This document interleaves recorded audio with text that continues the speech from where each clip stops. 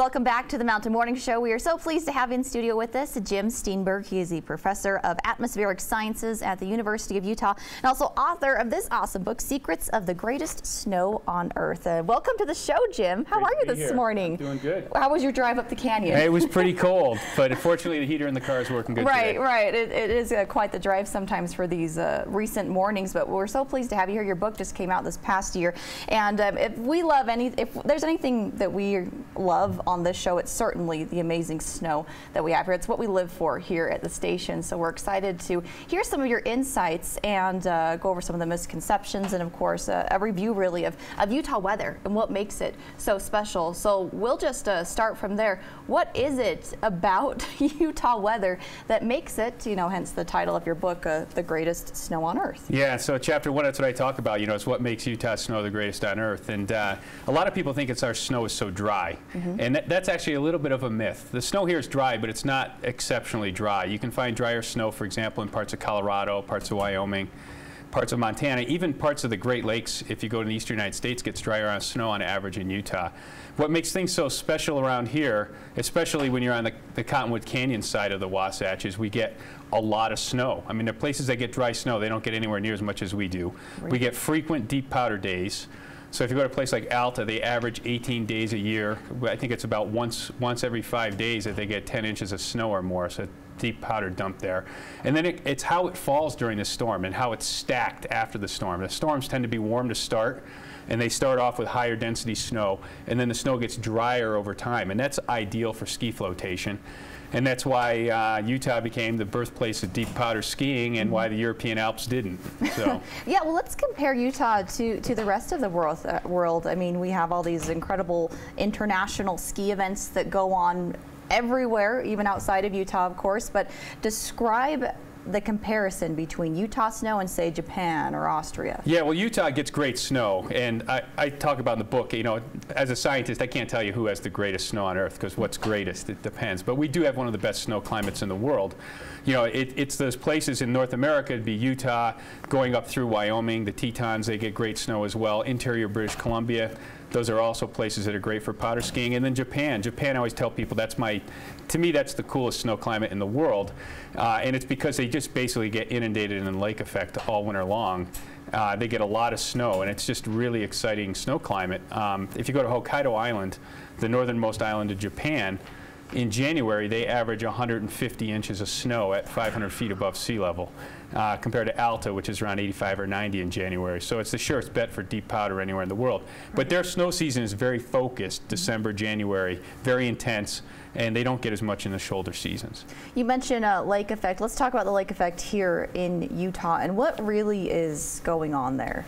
Well, we get lake effect here just like they do on the big lakes in the eastern United States. We just, a lot of people think we get a lot of our snow is produced by the Great Salt Lake, and it's actually not as much as people think. It's about 5% of the snowfall in the Cottonwood Canyons is produced by lake effect, and it's a little bit less here on the Park City side. Not as much lake effect spills across the Wasatch Crest. So it's not as big as people think, but when it comes, it tends to come in the fall, which is good. It helps us get our ski season going. And it tends to come at the end of storms. So it kind of gives us that really low density snow a lot of the time to give us chin check, ticklers, and face shots and everything else. So it's a nice add-on to every storm. Nice. You mentioned the Cottonwoods. Let's talk specifically about little Cottonwood Canyon. They seem to always get dumped on. Describe more of what's going on there. Well, the beauty of Little Cottonwood is it's surrounded by the highest terrain in the Wasatch Mountains. And there's a couple peaks in the southern Wasatch, Mount Timpanogos, and oh, I just drew a blank. Farther to the south, there's another peak that's even higher. I don't know. Mount Nebo, thank you. So those peaks are just a little bit higher, but they're isolated to some degree. And in Little Cottonwood, you have high terrain to the north, high terrain to the south. These are really big ridges. It doesn't matter what direction the flow is coming from. They tend to get, the terrain around there tends to enhance the snow. And then in northwesterly flow, a lot of people know Alta tends to get a lot of snow in northwesterly flow, which we've had a lot of this year, which is why they've done so well compared to everywhere else in the Wasatch. It's just kind of an ideal terrain configuration to produce heavy localized snowfall. you have a blog, and I was checking it out recently, and you described this Christmas storm that came in kind of as like this Christmas miracle of snow, because I mean, we were so thrilled to get this. For those of us who obviously aren't as learned as you are in meteorology and atmospheric sciences and such, I mean, it was such a thrill to get that over Christmas. What happened there, and why did things work together to allow us to get dumped on like that? Yeah, the blog's Wasatch Weather Weenies, yes. And it's for weather geeks and other people who love meteorology, and I talk about skiing and that sort of thing on there too. But we just finally got a cold trough. I mean, December in Utah was remarkably warm right up until Christmas. It was so strange. Yeah, we I had mean, days it felt with like fall weather that's at the right. beginning. And I remember going to work, and I wait for the bus, and I was just wearing a soft shell, and that was it. You know, in the middle of December. And You're like, is this Utah? Yeah, it was crazy. In December. And so we just finally saw the regime switch a little bit, and we got a cold storm in here, and it happened to come in on Christmas Eve. So that's like the Christmas miracle storm. It was perfect, and it was great for the valley because we got a white Christmas, and it was great for the mountains because we got some really badly needed snowfall. Exactly. Very good. And then tell me a little bit about dust and how that interacts with snow and the effect of that dust. And is that related to our inversion? No, it's not related to the inversion. When we get dust storms here in Utah when we get strong southerly winds or sometimes northwesterly winds. And the dust is coming from the deserts of southern Utah. The severe lake bed, which is a dry lake bed in southwestern Utah, is one place that produces a lot of dust. Some of the deserts to our west produce dust. The Carson Sink in Nevada produces a lot of dust. And so we get these windstorms. These windstorms are most common in the spring, although they can come any time of year. We get dust transported into the mountains, and then it gets deposited onto the snowpack. And then the next storm comes, and it gets buried, which is good because everything looks white again. But in the spring, as the snow starts to melt, all the water in the snowpack percolates down through the snowpack, and the dust rises to the surface, basically. And that dust is dark, and it absorbs a lot more sunlight than pure snow. And as a result, we get a faster snow melt in the spring than we would have without the dust. All right. Well, we're going to go to a quick commercial break. When we come back, we're going to talk more about the secrets of the greatest snow on Earth, as well as what you've been up to. You worked with the 2002 Winter Olympic weather prediction team, yes, if you will. We'll talk a little bit about that and much more coming up after this commercial break.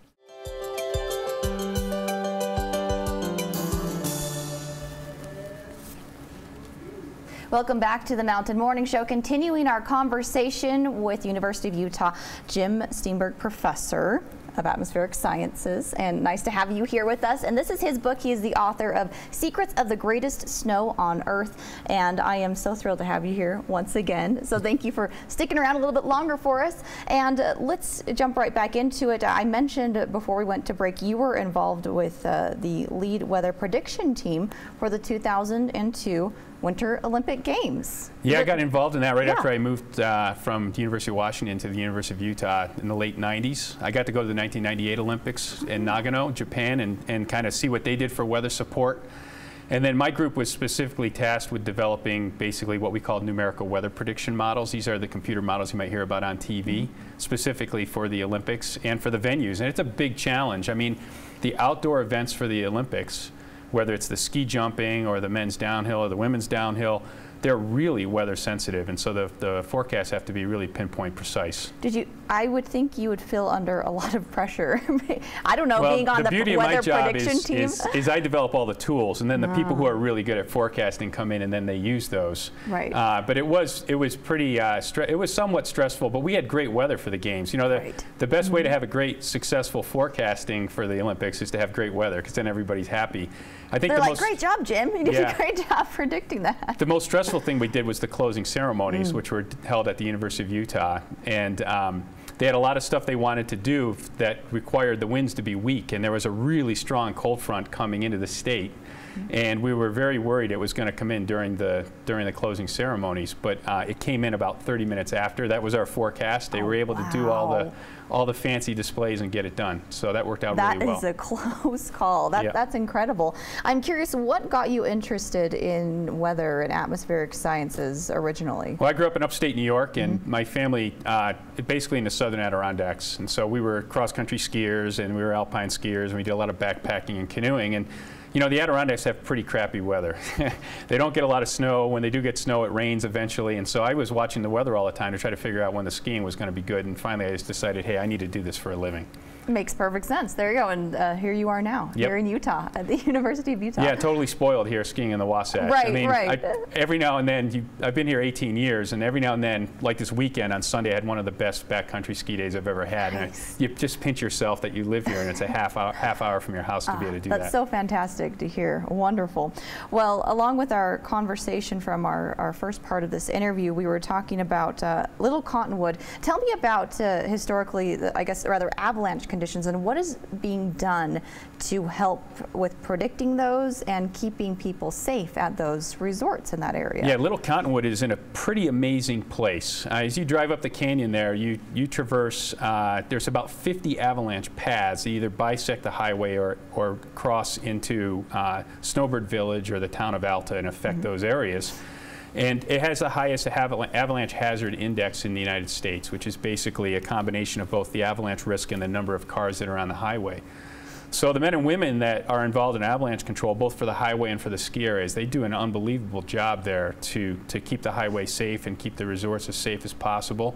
And it's quite an operation. And they have 2 howitzers, 105mm howitzers that they use to basically shoot in the avalanche paths across the highway, plus a lot of smaller other devices, avalanche control devices, launchers, and what are called GazX avalanche exploders, and that basically allow them to keep the highway open. It's quite an operation. Wow. Let's talk a little bit about global warming and what the predictions are for Utah weather. I mean, skiing in Utah is such a huge part of our tourism industry, of course. What do they think will be happening in future years when it comes to our current snowfall? Yeah, let's talk about what's been happening, because that's the easiest thing to talk about. And Utah is about 2 degrees warmer now than it was 100 years ago. And so global warming's been happening. We can estimate, or we can show, that there's been some loss of the amount of precipitation that falls during the wintertime as snow. It's shifted a little bit now. There's more rain falling in the lower elevations below about 7,000 feet than there was. It's not a huge change, but it's there. So global warming's on, it's on the landscape. It's starting to happen. And we expect that that's going to accelerate in the next century. And we're kind of in the early stages of it, but we expect more warming to come. And when we look at where the snowpack is most sensitive, it's going to be the lower elevation snowpack. So I say I do some cross-country skiing. A place like Mountain Dell, for example, the skiable part of the year for cross-country skiing there is going to shrink over time. There's a lot of ups and downs from year to year. Some years are really cold and snowy. We had a really cold, snowy one about 3 or 4 years ago. So those are going to still be happening, but over time we're going to see that window shrinking in the lower elevations. When you get up to the upper elevations, then it takes a lot more warming before you start to see really dramatic changes. At least in terms of snowfall and snowpack. So when you're up above 8,000 or 9,000 feet, there's a lot more resiliency to the first wave of global warming. And what happens there is going to really depend on how high the greenhouse gas concentrations go, and then how much the climate system responds. And in the book, I show some figures showing how, with a degree of warming, or 2 degrees of warming, or 3 degrees of warming, how much of what currently falls as snow would instead fall as rain. And it's a big change in the lower elevations below about 8,000 feet. And above 8,000 feet, the change isn't as dramatic. What does global warming mean for the future of North American ski resorts? Are we going to be seeing some shutting down in the next couple of decades, or decreasing the size? What well, a lot depends regionally on where you are. And even in the Northeast United States, where we're dealing with lower elevation resorts, there are some that will probably be able to hang on through the century and continue to operate. But estimates are that some of them are probably going to shut down. And we do have an ace in the hole here in Utah, in snowmaking, for example. The funny thing about Utah is we not only have the greatest snow on Earth, but we have some of the greatest snowmaking weather on Earth, too. It's very dry. It tends to be pretty cold here. Like right now, I couldn't believe the snow guns are running at Park City. Yeah. The snowmakers are out there. Those are some pretty hardy men and women out there working on the hill. And so I think Utah's an area where the ski industry is going to be able to survive a lot longer than just about anywhere else. And maybe depending on how global warming pans out, we may have a successful ski industry here for a few more decades, for sure. Let's talk about the differences in weather that we saw or experienced yesterday, especially if you came, like me, after I went back down to the valley after the show yesterday. I was like, and there was all this wind, but it was perfectly fine and cool great snowmaking temperatures up here in Park City, but why did we see such a stark difference between the valley winds and what we were experiencing up here? Yeah, so if you were in the along the northern Wasatch Front, north of Salt Lake City, and also even by the University of Utah in Salt Lake City, there were wind gusts of over 60 miles an hour on the University of Utah campus, and almost 80 miles an hour in the Farmington area along the northern Wasatch Front. So they were getting what people sometimes call canyon winds, but the wind event we had yesterday, I like to tell people, it's not from the flow getting funneled through the canyons. What's happening is cold air from Wyoming, it's getting deflected westward by the Uinta Mountains, which are this big mountain range that runs east-west, and then it's able to crest the lower kind of Wasatch Mountains to the north. You know, the Wasatch Mountains around Farmington, they might get to about 9,000 feet, but they're not up to 11,000 feet like they are in the central Wasatch. And that cold air just comes over the top of the Wasatch Mountains and plunges down to the low levels, and you get these extremely strong, what are called downslope windstorms. That's what we call them professionally.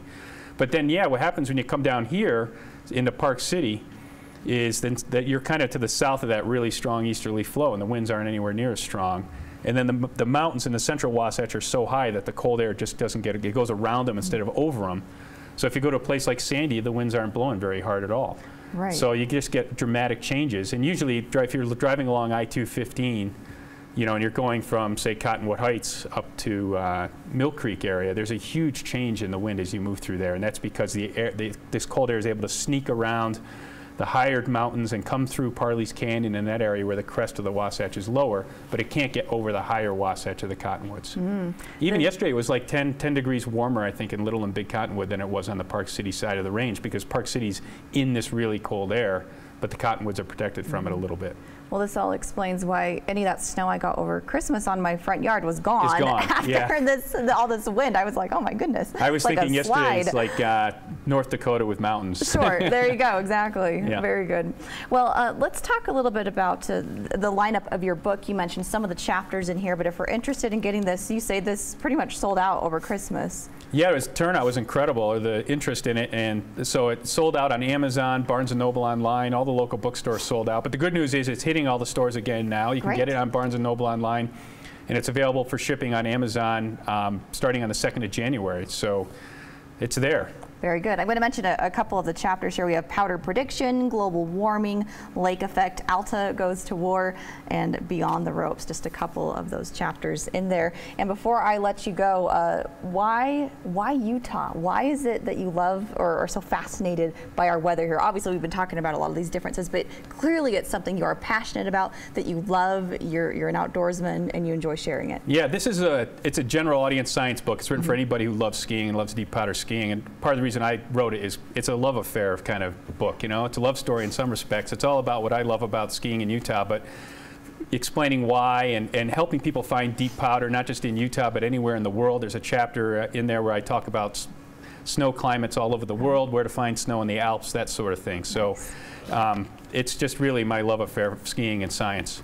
Excellent. You have so many great graphs and photos in here. A wonderful book to get your hands on. If you know, like you said, it's not something you have to have too much of a knowledge about, because you help describe that so well. It's written for anybody, even if you don't have a science background. I think you'll enjoy the book. All right, Jim Steenburgh, Professor of Atmospheric Sciences over at the University of Utah. Thank you so much for joining us here this morning. We really appreciate your time. Thanks for having me. I appreciate it. Thank you, sir, very much.